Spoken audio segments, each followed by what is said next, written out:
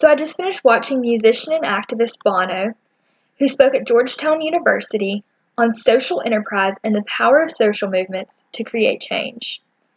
And I not only thought that he was an excellent speaker, but I think that the way that he phrased things really made what he was saying so much more effective and put it into perspective.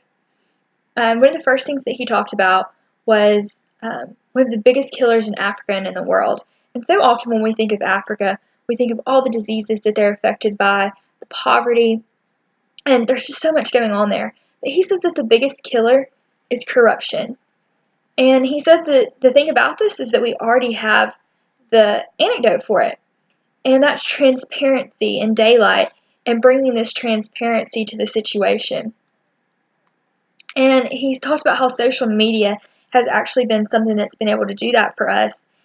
And he jokes about how the tabloids so often make social media seem like a bad thing, and how, his kids had ended up on the cover of a magazine and stuff on their family vacation, but social media does so much more than just that. The good thing about it is that it's been able to expose a lot of stuff. A lot of things that used to be hidden in the government, now we have full access to, and people ask questions, and things do come up in social media. And so it's been a great thing and a great tool to Americans and the world. A second thing that he talked about was a direct quote, was the power of the people is stronger than the people in power. And I think that that's such an incredible statement, and one of the best things that he said throughout the speech. And he says that everybody loves this idea of America, and I think that that's really awesome because we are one of the greatest nations, and he talks about us being an idea and how we're one of the greatest ideas, and that we're created equal, and that life is meant to be enjoyed. And as Americans, we have the power to help others.